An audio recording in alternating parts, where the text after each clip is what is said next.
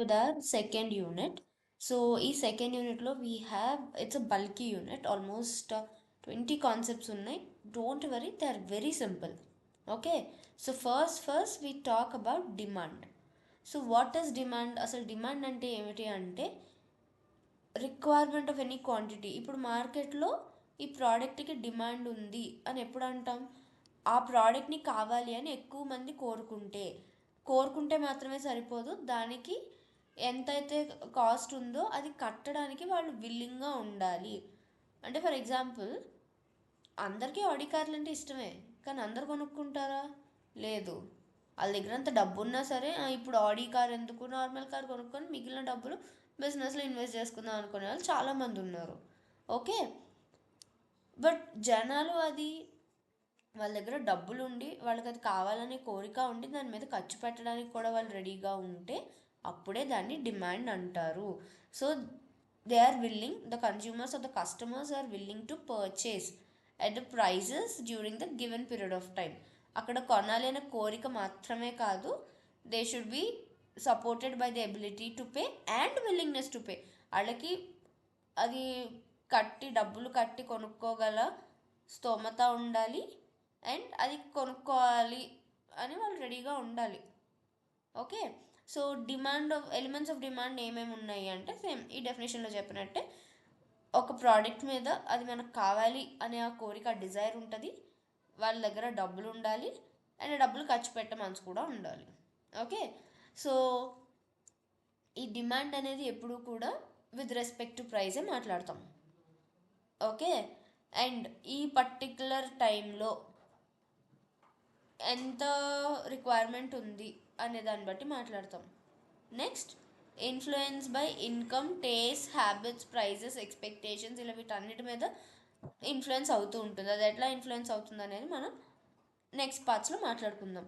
So ఈ డిమాండ్కి importance ఏమిటి అంటే, ఈ డిమాండ్ అనేది మన ఎకనామిక్స్లో ప్రొడక్షన్ ప్లానింగ్కి చాలా ఇంపార్టెంట్. ఓకే, నేను ఎంత ప్రొడ్యూస్ చేయాలి అనేది నాకున్న డిమాండ్ని బట్టి ఇది ఉంటుంది. అలాగే నేను నా ప్రోడక్ట్ యొక్క ప్రైస్ ఎంత సెట్ చేయాలి, ఎంత పెడితే వాళ్ళు కొనడానికి రెడీగా ఉన్నారు అనేది కూడా నేను నా డిమాండ్ని బట్టి ఇది చేసుకుంటా.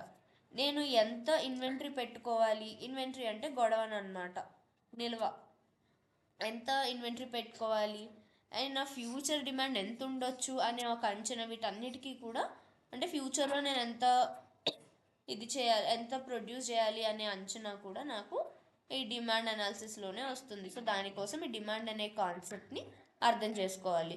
సో సింపుల్గా డిమాండ్ యొక్క ఎలిమెంట్స్ ఏంటి అంటే కొనాలన్న డిజైర్ ఉండాలి, ఎబిలిటీ టు పే ఉండాలి, బిల్లింగ్నెస్ టు పే ఉండాలి. ఓకే, నెక్స్ట్, ఈ డిమాండ్కి ఒక ఫంక్షన్ ఉంది. ఫంక్షన్ అంటే పెళ్ళిళ్ళ ఫంక్షను ఇంకోటో కాదమ్మా. ఇక్కడ ఫంక్షన్ అంటే రిలేషన్షిప్ బిట్వీన్ డిమాండ్ అండ్ దాని డిటర్మినెంట్స్. దేని డిటర్మినెంట్స్? మనం ఏదైతే ప్రోడక్ట్ అమ్ముదాం అనుకుంటున్నామో దాని డిటర్మినెంట్స్.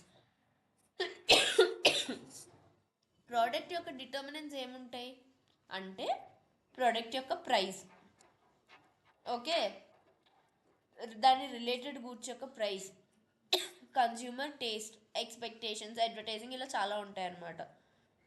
సో డిమాండ్ ఫంక్షన్ అంటే ఏం చెప్తాము అంటే the relationship between demand and the price of goods ప్రైస్ని బట్టి ఇది ఎలా మారుతుంది, ఇన్కమ్కి దీనికి ఎలా సంబంధం ఉంది. ఇప్పుడు నా ఇన్కమ్ పెరిగింది, ఈ పర్టికులర్ దానికి డిమాండ్ ఉంటుందా లేదా? ఓకే, దీని related goods, for example tea price తగ్గింది అనుకో, కాఫీకి డిమాండ్ పెరుగుద్దా తగ్గుద్దా? టీ ప్రైస్ తగ్గింది, టీ ప్రైస్ తగ్గినప్పుడు కాఫీకి డిమాండ్ తగ్గిపోతుంది. ఎందుకు? టీ తక్కువ రేటుకి వచ్చేస్తుంది. హాట్ బెవరేజెస్ తాగేవాళ్ళు లేదా దిస్ ఆర్ దట్ అనే ఆప్షన్ ఉన్నవాళ్ళు కాఫీ కంటే టీ తక్కువకి వస్తే టీ తీసుకుంటారు. ఓకే, ఎక్స్పెక్టేషన్స్, అడ్వర్టైజింగ్, ఇలా చాలా ఉంటాయి అన్నమాట. ఓకే, వీటన్నిటి దృష్ట్యా డిమాండ్ ఎలా మారుతుంది అనేది డిమాండ్ ఫంక్షన్. ఓకే, ఇది మన డిమాండ్ చేంజెస్, వీటిలో ఏ ఒక్క ఫ్యాక్టర్ ఏది ఎలా మారితే డిమాండ్ ఎలా ఎఫెక్ట్ అవుతుంది అనేది డిమాండ్ ఫంక్షన్ చెప్పుద్ది. ఓకే, ఇక్కడ ఎగ్జాంపుల్ ఇచ్చారు చూడు, if price increases quantity demand falls. Rate పెంచేసావు.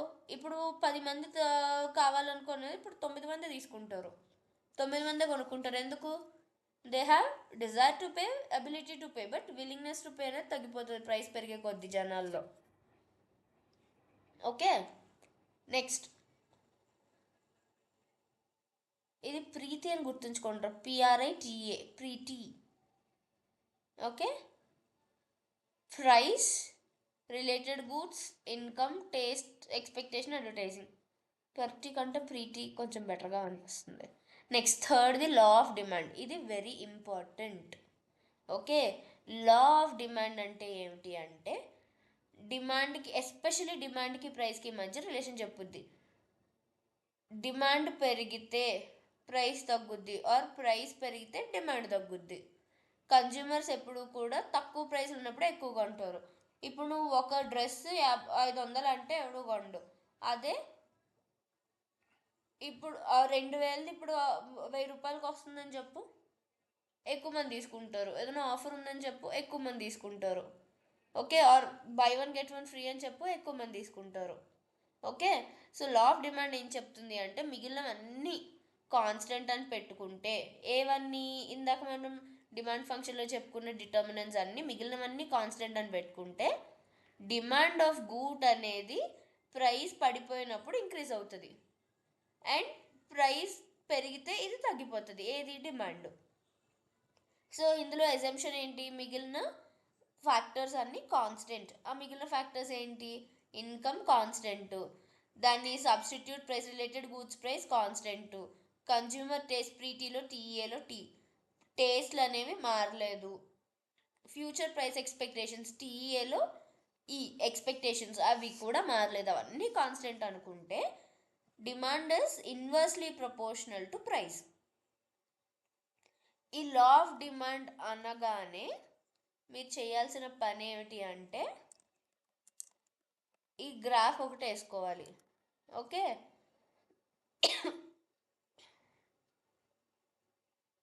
ఆ గ్రాఫ్ ఎలా ఉంటుంది అంటే ఇలా కిందకు ఒక లైన్ ఉంటుంది.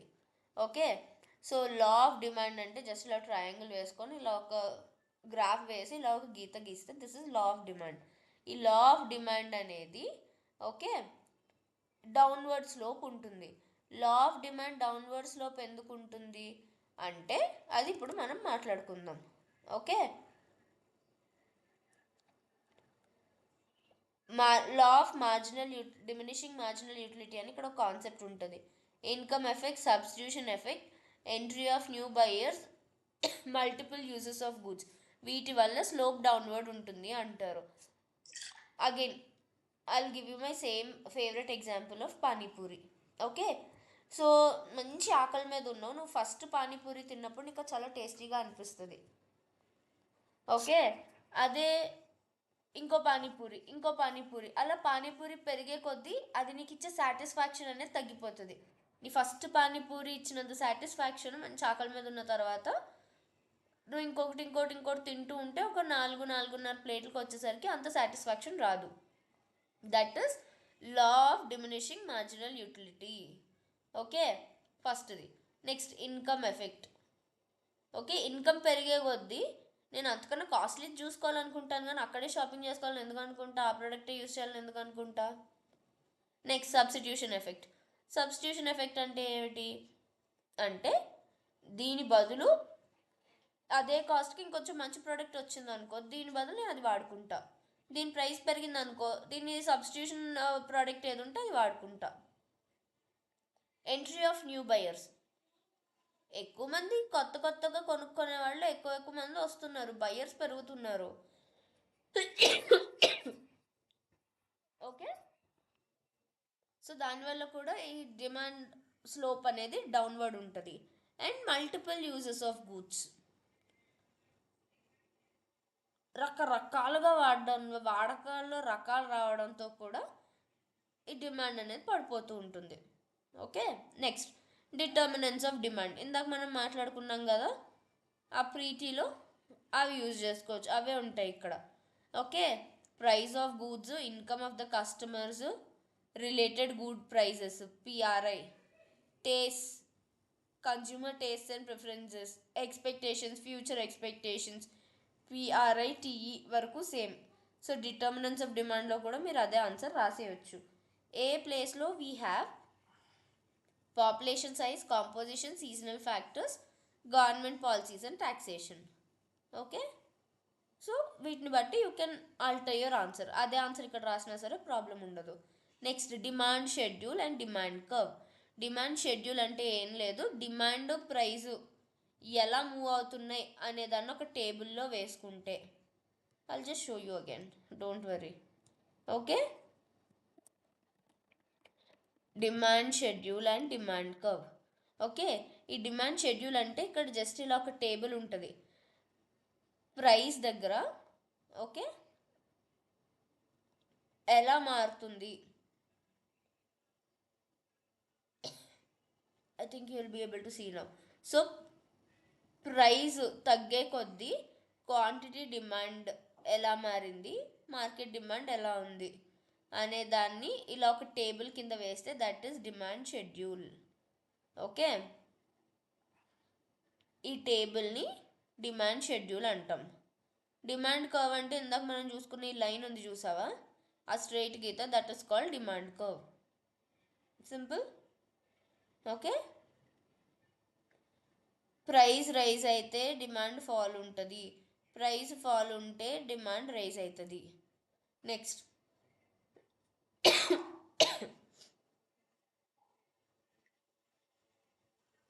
డిమాండ్ షెడ్యూల్ అంటే డేటా, డిఎస్ అంటే demand schedule. Demand curve downward ఉంటుందా, డౌన్వర్డ్ గీతని డిమాండ్ కర్వ్ అంటారు. So this is your fifth concept. Next sixth concept, movement along and shift in demand curve. ఈ డిమాండ్ కర్వ్లో షిఫ్ట్ ఎలా ఉంటుంది అంటే మెయిన్గా ప్రైస్ చేంజ్ వల్లే మారుతుంది. ఓకే, క్వాంటిటీ డిమాండెడ్ ఇంక్రీజ్ అయిందనుకో ఎక్స్టెన్షన్ ఆఫ్ డిమాండ్ ఉంటుంది. అదే క్వాంటిటీ ఆఫ్ డిమాండ్ డిక్రీజ్ అయిందనుకో ప్రైస్ రైజ్ అయితే డిక్రీజ్ ఉంటుంది కదా డిమాండ్లో, అది కాంట్రాక్షన్ ఆఫ్ డిమాండ్ అంటావు. సో ఈ షిఫ్ట్ ఆఫ్ ది కర్వ్ ఎలా ఉంటుంది అంటే నాన్ ప్రైస్ ఫ్యాక్టర్స్ చేంజ్ అయినప్పుడు ఇది చేంజ్ అవుతుంది. ఎలా రైట్ సైడ్ షిఫ్ట్ అయిందనుకో అదే ప్రైస్కి ఎక్కువ డిమాండ్ ఉంది అంటే దేనివల్ల, జనాలు ఇన్కమ్ పెరగడం వల్ల, పాపులేషన్ పెరగడం వల్ల, ఆర్ టేస్ట్ అండ్ ప్రిఫరెన్సెస్ పెరగడం వల్ల. సింపుల్గా చెప్పాలి అంటే ఇది వరకు రాగి పిండికి కొనుక్కునేవారు అంతా, కానీ కొంతమందే, ఇప్పుడు అందరూ కొనుక్కుంటున్నారు. అదే ప్రైస్ బట్ ప్రైస్ మార్చకపోయినా డిమాండ్ పెరిగింది. ఇంకొక బెస్ట్ ఎగ్జాంపుల్ అగ్గిపెట్టి. అగ్గిపెట్టి ఇది వరకు ₹2, ఇది వరకు ₹5, ఇప్పుడు ₹5 ఉందనుకుందాం ఫర్ ఎగ్జాంపుల్. ఒకవేళ ఎంత పెంచినా మరి ₹10 చేసాడు కదా అగ్గిపెట్టిని, అది ఆల్మోస్ట్ మనకు ₹5కే వచ్చేస్తుంది. ఆర్ ఉప్పు, సాల్ట్. ఓకే, అందరికీ కావాలి, ప్రైస్ అంతే ఉన్నా సరే నంబర్ ఆఫ్ పీపుల్ పెరగడం వల్ల ఇంకా ఇంకా రిక్వైర్మెంట్ అనేది పెరిగింది. ఓకే, లెఫ్ట్ వర్డ్ షిఫ్ట్ ఎప్పుడు ఉంటుంది, అదే ప్రైస్ ఉన్నా సరే ఇప్పుడు ఎక్కువ మంది కావాలనుకోవట్లేదు. ఫర్ ఎగ్జాంపుల్ మ్యాగీ నూడిల్స్ చోటా ప్యాక్ ₹5, ఆడు ప్రైస్ ఏం మార్చలా అలాగే ఉంచాడు. బట్ 10 years బ్యాక్ మ్యాగీకి ఉన్నంత డిమాండ్ ఇప్పుడు లేదు, బికాస్ ఆఫ్ హెవీ మెటల్స్ ఉన్నాయి అని చెప్పి ఏదైతే ఎలిగేషన్స్ వచ్చాయో ఆ కేసు తర్వాత నుంచి దానికి కొంత డిమాండ్ అనేది తగ్గింది. Next types of demand. ఈ టైప్స్ ఆఫ్ డిమాండ్ ఏమేమి ఉంటాయి అంటే ప్రైస్ డిమాండ్, ప్రైస్ వేరియేషన్స్ని బట్టి, అంటే ప్రైస్ తగ్గితే డిమాండ్ పెరుగుద్ది. నాకు డ్రెస్ నచ్చింది, ఆ డ్రెస్ ఆఫర్లో ఉన్నప్పుడు ఇంకా ఎక్కువ మంది కొనుక్కుంటారు అలా. ఓకే, నెక్స్ట్ ఇన్కమ్ డిమాండ్, అంటే నా ఇన్కమ్ పెరిగితే దాన్ని బట్టి నాకు కావాల్సిన వస్తువులు, నేను డిమాండ్ చేసే ప్రోడక్ట్స్ మారిపోతాయి. నెక్స్ట్ క్రాస్ డిమాండ్, రిలేటెడ్ గూడ్స్కి సంబంధించి ఉంటాయి, అంటే కాఫీ, టీ అలా అనమాట. క్రాస్ డిమాండ్, కాఫీ దొరకనప్పుడు నేను టీకి వెళ్తా, టీ దొరకనప్పుడు నేను కాఫీ జ్యూస్ చేసుకుంటా, రెండు దొరకకపోతే నేను బూస్ట్ ఏదో తాగుతా అలా. నెక్స్ట్ జాయింట్ డిమాండ్, అంటే shoes, socks, pen, pencil, eraser, pencil, sharpener, car, petrol, ఇలా ఒకటి లేకపోతే రెండో దానికి అర్థం లేదు. ఓకే, బెస్ట్ ఫ్రెండ్స్ అనమాట. సో అలా కలిపి యూస్ చేసుకొని ఉంటాయి చూసారా, pen paper, okay, book paper, stationery, ఇలాంటివి అనమాట. సో ఇది లేకపోతే దానికి అర్థం లేదు. So that is called joint demand. అవి రెండు వస్తువుల్ని కలిపే వాడుకుంటాం. Next composite demand. Composite demand అంటే ఏంటి అంటే గూడ్స్ విత్ మల్టిపుల్ యూజెస్. అంటే కరెంట్ ఉంది, లైట్ వాడుకుంటావు, ఫ్యాన్కి వాడుకుంటావు, టీవీకి వాడుకుంటావు, వైఫై కనెక్షన్ అన్నిటికీ దాన్నే వాడతావు. Next direct and indirect demand. అంటే consumer goods versus producer goods. Consumer goods అనుకో డైరెక్ట్ డిమాండ్ అంటే డైరెక్ట్గా ఎవరైతే యూజ్ చేస్తారో వాడే కొనుక్కుంటే అది కన్జ్యూమర్ గూడ్ అవుతుంది. ప్రొడ్యూసర్ గూడ్ అంటే మళ్ళీ దాన్ని యూజ్ చేసి ఇంకో కొత్త దాన్ని ఏదైనా ప్రొడ్యూస్ చేస్తే, ఫర్ ఎగ్జాంపుల్ వరి పండించారు, వరి ఈజ్ అ ఫినిష్డ్ ప్రోడక్ట్, దానికో డిమాండ్ ఉంది. ఓకే, డైరెక్ట్గా ఇప్పుడు ఆ వరి తినేవాడి దగ్గరికి వెళ్ళి వాడు దాన్ని దంపుకొని తిన్నాడు అనుకో, that will become a consumer good. కానీ వరిని మిల్లుకి అమ్మాను, that is a producer good. ఆ మిల్లు వాడు పొట్టు తీసి ప్యాక్ చేసి ఇంకొకళ్ళు ఎవరికో పంపిస్తాడు బస్తాలు కట్టి. ఆ రేషన్ డీలర్ వేరే వాళ్ళకి అమ్ముతారు, అక్కడి నుంచి మనకు వస్తుంది, అక్కడి నుంచి మనం తింటాం. So that is a producer good. Or ఆ మిల్లువాడు కొంత నూకలు చేసేవాడికి వేరే మిల్లువాడికి అమ్మాడు, వాడు నూక చేశాడు, ఆ నూకని ఇంకొకడు పిండి చేశాడు. సో బియ్యం పిండి చేయడానికి మనం పండించిన వడ్లు అనేవి ధాన్యం అనేది యూజ్ అయింది. So that is a producer good. అలా అనమాట. సో ఒక 5-6 రాస్తే సరిపోతుంది, 5 మార్క్స్ కాబట్టి. Next exceptions to the law of demand. Exceptions అంటే స్పెషల్ కేసెస్ అనమాట మనలాగా. సో ఈ లా ఆఫ్ డిమాండ్ అనేది అన్నిటికీ సెట్ అవ్వదు. ఫర్ ఎగ్జాంపుల్ గిఫెన్ గూడ్స్ అని కొన్ని ఉంటాయి. ఓకే, ప్రైస్ పెరిగినప్పుడు కూడా డిమాండ్ పెరుగుద్ది వీటికి. రైస్ మనం తినేది అదే, వీటిని ఇన్ఫీరియర్ గూడ్స్ అంటాం. వీట్, గోధుమలు మన కిరాణా సామాన్లు. ఓకే, ఏదో యుద్ధం జరిగింది, మనకి ప్రైజెస్ పెరిగాయి, బియ్యం ప్రైస్ కూడా పెరిగింది, అలా తినడం మానేస్తామా? ఆడు 100 రూపాయలన్నా 1000 రూపాయలన్నా ఇచ్చి కొనుక్కుంటాం చచ్చినట్టు. సో ప్రైస్ పెరిగితే మామూలుగా అయితే లా ఆఫ్ డిమాండ్ ప్రకారం డిమాండ్ తగ్గాలి, కానీ రైస్కి డిమాండ్ తగ్గుతుందా ముఖ్యంగా సౌత్ ఇండియాలో? No, right. Next Veblen goods. Veblen goods అంటే ఏమిటి అంటే ప్రెస్టీజ్ అండ్ లగ్జరీ గూడ్స్ అనమాట. అంటే లైక్ ఏమంటారు, Chanel bag, like H&M, you know గూచి, Prada, ఇలాంటి ప్రోడక్ట్స్, గోల్డ్, డైమండ్స్, ఇలాంటివి. ఇవన్నీ లైఫ్ స్టైల్ బ్రాండ్స్. ఓకే, అడు ప్రైస్ ఎక్కువ ఉన్నా సరే మాకు అవే కావాలి. Next speculative demand. షేర్ మార్కెట్లో అప్పుడు ప్రైస్ పెరిగింది అంటే ఇంకా ఎక్కువ డిమాండ్ పెరుగుద్ది. రియల్ ఎస్టేట్లో కూడా ప్రైస్ పెరుగుతున్న కొద్దీ ఇంకా ఎక్కువ డిమాండ్ పెరుగుద్ది. ఓకే, ఇలాంటివన్నీ అన్నమాట. హ్యాబిచువల్ గూడ్స్, ఈ సిగరెట్స్, మందు, ఇలాంటివన్నీ ఉంటాయి చూసావా, అవి లేకుండా బతకగలం, బట్ స్టిల్ అవి ఎంత ప్రైస్ ఉన్నా సరే మనం కొంటాం, ఎవరికి చెప్పుకొని కూడా చెప్పుకోం. We don't even complaint over that. Next concept elasticity of demand. Elastic అంటే ఏంటి, సాగదీత కదా. సో ఎలాస్టిసిటీ ఆఫ్ డిమాండ్ అంటే ఎంత క్వాంటిటీ డిమాండెడ్లో క్వాంటిటీ ఎంత మారితే ప్రైస్ ఎంత మారుతుంది అని, ఆ రెండిటికి రిలేషన్ ఇన్ టర్మ్స్ ఆఫ్ ఇది ఎంత మారితే ఇది ఎంత మారుతుంది అనే పర్సంటేజ్ క్యాలిక్యులేషన్నే ఎలాస్టిసిటీ ఆఫ్ డిమాండ్ అంటాం. ఓకే, ఇది దేని మీద బేస్ అయి ఉంటుంది, responsiveness of degree of responsiveness of quantity demanded to the change in price. So ఇక్కడ షార్ట్కట్లో ఇచ్చాడు, degree of responsiveness to the change in price. ఇది ఒక ఫార్ములా ఉంటుంది. ఫార్ములా ఏంటి, percentage change in quantity by percentage change in price. అక్కడ factor అంటే price అని అర్థం. ఓకే, ఈ ఎలాస్టిసిటీస్ ఆఫ్ డిమాండ్ 5 రకాలు. Price elasticity of demand, income elasticity of demand, cross elasticity of demand, advertising elasticity of demand, substitution elasticity of demand. ముందు ఈ రకాల గురించి మాట్లాడుకుందాం. ప్రైస్ ఎలాసిటీ అంటే ఏంటి? డిమాండ్ ఎలా మారితే ప్రైస్ ఎలా మారుతుంది, ఎంత డిమాండ్ మారితే ప్రైస్ ఎంత మారుతుంది. ఇన్కమ్ ఎలాస్టిసిటీ, ఇన్కమ్ మారితే డిమాండ్ ఎలా మారుతుంది. ఓకే. క్రాస్ ఎలాస్టిసిటీ, ఈ పర్టికులర్ ప్రోడక్ట్కి డిమాండ్ తగ్గితే మారితే దాని కాంప్లిమెంటరీ ఆర్ సబ్స్టిట్యూషన్ ప్రోడక్ట్ ఏదైతే ఉందో దాని డిమాండ్ మీద ఎలాంటి ఎఫెక్ట్ చూపించింది. టీ కాఫీ ఎగ్జాంపుల్ అనమాట. నెక్స్ట్ అడ్వర్టైజింగ్ ఎలాస్టిసిటీ, అడ్వర్టైజింగ్ పెరిగితే డిమాండ్ ఎంత పెరిగింది, ఆర్ అడ్వర్టైజింగ్ తగ్గితే డిమాండ్లో ఎంత ఫాల్ ఉంది.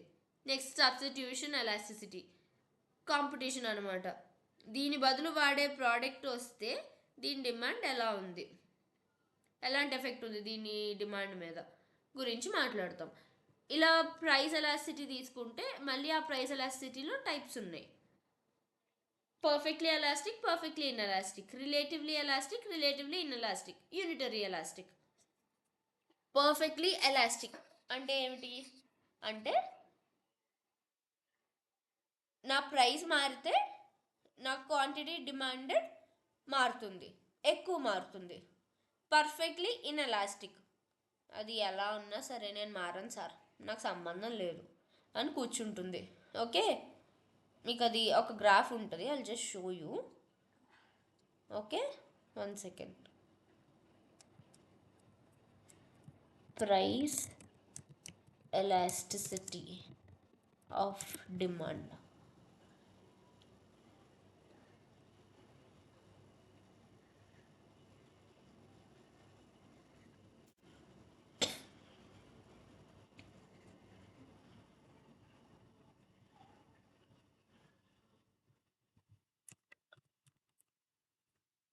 సో మెయిన్గా 5 టైప్స్ ఉంటాయి, ఇది చూసుకుంటే సరిపోతుంది. Okay.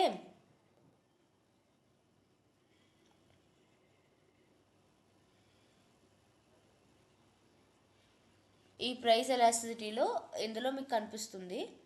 So elastic, perfectly elastic అంటే క్వాంటిటీ డిమాండెడ్, ఇది price. So price same price ఉన్న క్వాంటిటీ డిమాండెడ్ ఇంక్రీజ్ అవుతుంది. ఓకే. ప్రైస్ సేమ్ ఉంది, perfectly elastic. Perfectly inelastic, price తక్కువ ఉన్నా ఎక్కువ ఉన్నా సరే అంతే క్వాంటిటీ, డిమాండ్లో ఏ మార్పు లేదు. ప్రైస్లో ఏ మార్పు లేకపోతే పర్ఫెక్ట్లీ ఎలాస్టిక్, క్వాంటిటీలో ఏ మార్పు లేకపోతే perfectly inelastic. 1 unit of price పెరిగితే 1 యూనిట్ ఆఫ్ క్వాంటిటీ డిమాండెడ్ పెరుగుతుంది. ఇది ఎంత పెరిగితే అంత పెరుగుతుంది ఈక్వల్గా, that is unitary elastic. Percentage change equal అనమాట, 1 వస్తుంది. ఇదిగో PED is equal to 1. Next కొంచెం క్వాంటిటీ అనేది ఇక్కడి నుంచి ఇక్కడికి పెరిగితే ప్రైస్ ఇక్కడి నుంచి ఎక్కడి వరకు పెరిగింది. క్వాంటిటీ ఇంత పెరిగితే ప్రైస్ ఇంతే పెరిగింది, అంటే ఇంత ఇక్కడి నుంచి ఇక్కడికి ప్రైస్ పెరిగితే ఇక్కడి నుంచి ఇక్కడికి క్వాంటిటీ అనేది మారుతుంది అనమాట. ఈ ప్రైస్ దగ్గర ఇంత క్వాంటిటీ తీసుకున్నారు, బట్ ఈ ప్రైస్ ఇక్కడి నుంచి ఇక్కడికి వెళ్ళేసరికి క్వాంటిటీ డిమాండెడ్ అనేది పడిపోయింది. Okay. So this is relatively elastic. Elastic, relatively elastic ఎందుకు? ప్రైస్ మారింది, ఇక్కడ రిలేటివ్లీ ఇన్ఎలాస్టిక్. రిలేటివ్లీ ఇన్ఎలాస్టిక్లో ఏంటి, ఇది పడుకున్నది, ఇది కొంచెం స్లాంట్ అయింది, ఇది కూడా ఇలా నుంచింది, ఇది కొంచెం స్లాంట్ అవుతుంది, అంతే. ఓకే. పర్ఫెక్ట్లీ ఇన్ఎలాస్టిక్లో ఏం జరుగుతుంది, ప్రైస్ ఇక్కడి నుంచి ఇంత ఉంటే P1 దగ్గర ఉంటే Q1 డిమాండ్ ఉంది, ప్రోడక్ట్ Q1 యూనిట్స్ డిమాండ్ చేశారు. అదే ప్రైస్ P1 నుంచి Pకి పడిపోతే, ఇంత ఎక్కువ పడితే డిమాండ్లో కొంచెమే చేంజ్ వచ్చింది. ప్రైస్ చాలా దారుణంగా పడిపోయినా సరే డిమాండ్లో అంత ఎక్కువ చేంజ్ లేదు, that is relatively inelastic. Less than 1 అనమాట. ఇవి మెయిన్గా టైప్స్ ఆఫ్ ఎలాస్టిసిటీస్. నెక్స్ట్, ఈ ఎలాస్టిసిటీని ఎలా మెజర్ చేస్తావు అంటే పర్సంటేజ్ మెథడ్ ఉంటుంది, పాయింట్ మెథడ్ ఉంటుంది, ఆర్క్ ఎలాస్టిసిటీ మెథడ్. జస్ట్ ఈ మెథడ్ పేర్లు తెలుసుకుంటే చాలు, ఇప్పటికైతే మీకు ఇన్ డెప్త్ అవసరం లేదు. ఇవి ఎక్కడ యూస్ చేస్తాము అంటే ప్రైజింగ్ డెసిషన్స్ని సెలెక్ట్ చేసుకోవడానికి, టాక్సేషన్ పాలసీకి, ప్రోడక్ట్ ప్లాన్ చేసుకోవడానికి, ఎక్స్పోర్ట్ స్ట్రాటజీకి, వాటన్నిటికీ యూస్ చేస్తాం. నెక్స్ట్ కాన్సెప్ట్ వచ్చి డిమాండ్ ఫోర్కాస్టింగ్. ఫోర్కాస్టింగ్ అంటే ముందే ప్రిడిక్షన్ చేయడం, ఓకే, జాతకాలు చెప్పడం అనమాట ఓ రకంగా. ఓకే, సో డిమాండ్ ఫోర్కాస్టింగ్లో ఫ్యూచర్ డిమాండ్ని ఎస్టిమేట్ చేస్తావు. ఎలా ఎస్టిమేట్ చేస్తావు? గాల్లో చెప్పేస్తావా? నీకు నోటుకొచ్చే నెంబర్ చెప్పేస్తావా? తంతారు. మరి ఎలా చెప్పాలి? ఒక లాజిక్తో చెప్పాలి. ఆ లాజిక్ ఎక్కడి నుంచి వస్తుంది? Historical data, market analysis, already ఇప్పటి వరకు ఉన్న డేటాని ఆధారం చేసుకొని నెక్స్ట్ ఎంత ఉండొచ్చు అని ఒక అంచనా వేస్తావు. అంచనా మాత్రమే. ఈ ఫోర్కాస్టింగ్ ఎందుకు కావాలి?